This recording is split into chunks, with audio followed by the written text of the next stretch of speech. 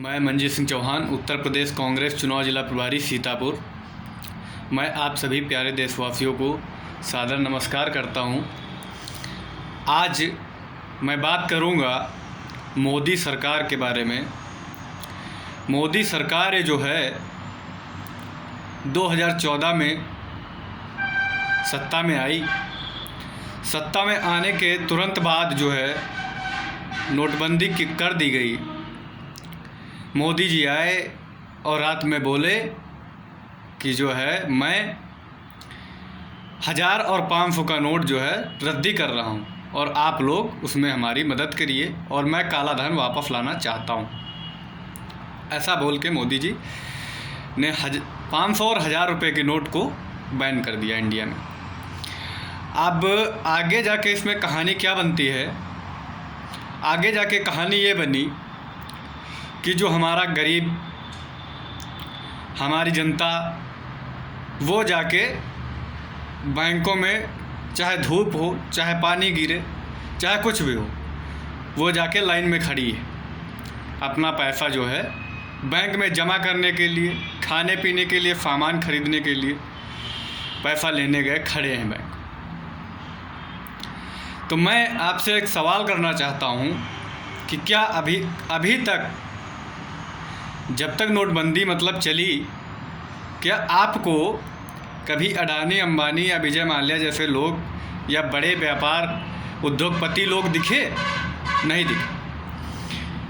उन्होंने वादा किया था कि हमारे देश में इतना काला धन है जो कि हर हिंदुस्तानी के जेब में 15-15 लाख आ जाएंगे। और नोटबंदी हुई, काला धन आया। काला धन कहाँ चला गया? गरीबों के हाथ से, जेब से पैसा खींच के निकाल के 2-4 भारत के सबसे अमीर उद्योगपतियों के जेब में डाल दिया गया।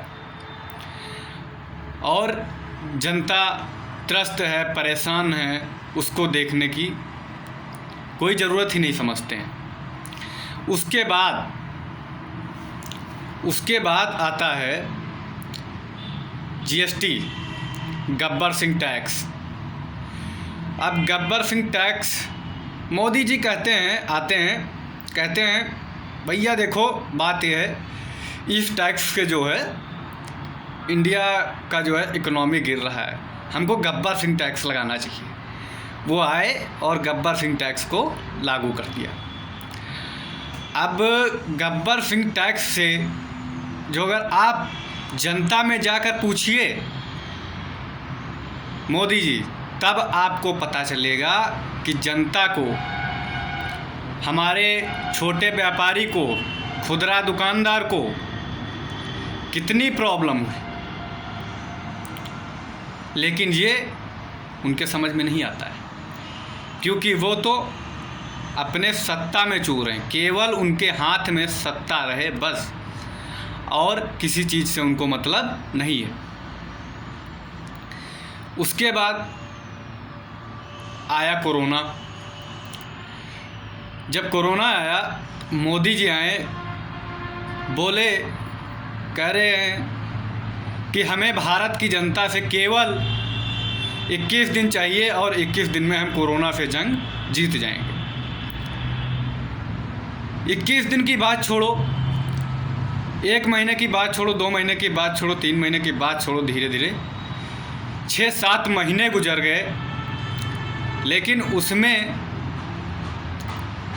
हमारे देश के नागरिक, हमारे भाई बंधु, हमारी बहनें, माताएं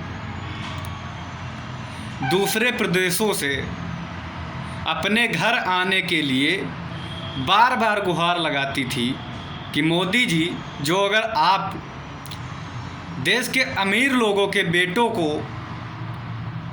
जहाज़ द्वारा आउट ऑफ इंडिया के बाहर से आप मंगा सकते हैं, तो क्या हमारे बहन बेटियों, माताओं को के लिए सुरक्षा को ध्यान में रखते हुए आपका रेलवे नहीं चला सकते? आप बस नहीं चला सकते? चला सकते हैं, लेकिन नहीं चलाएंगे। वो तो आम जनता है, उसके लिए वो क्यों चलाएंगे? वो तो उद्योगपतियों के लिए काम करते हैं, अडानी अंबानी के लिए काम करते हैं। और काम क्या करना चाहिए? जनता के राशन का इंतज़ाम करना चाहिए। पूरी तरह से प्रगति चक्र जो है थम गया था।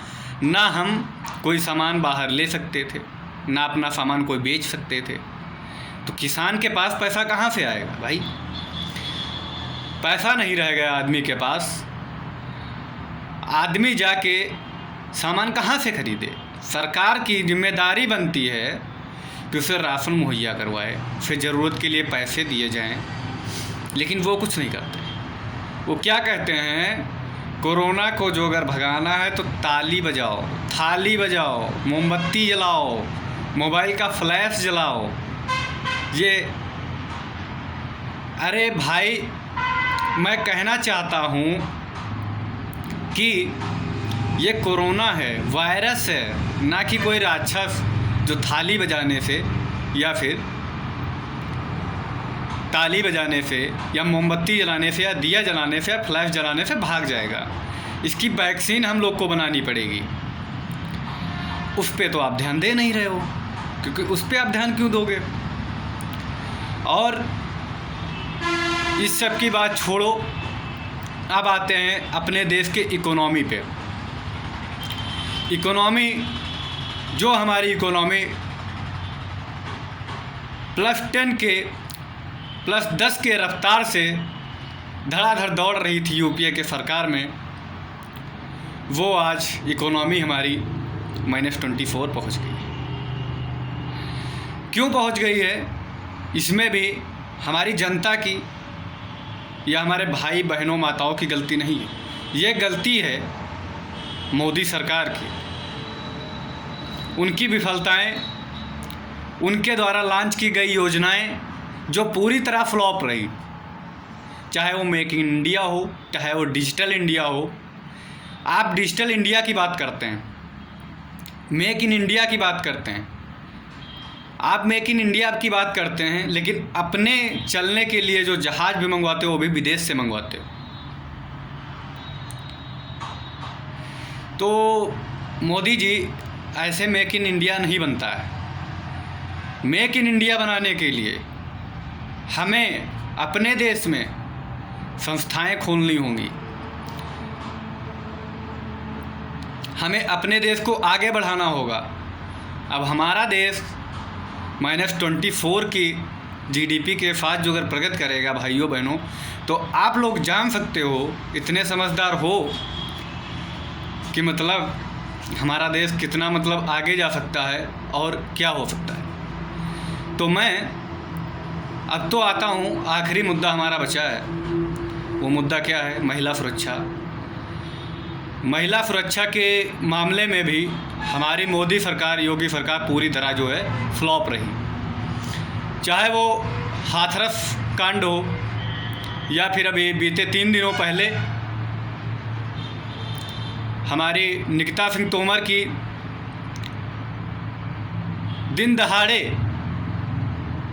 धुआंधार गोलियों से भूनकर हत्या कर दी जाती है। और ये धर्म के ठेकेदार लोग, ये जो धर्म के ठेकेदार बने बैठे हैं, कहते हैं हम धर्म गुरु हैं, लेकिन ये धर्म गुरु नहीं है। ना ये धर्म के हैं, ना ये अधर्म के हैं।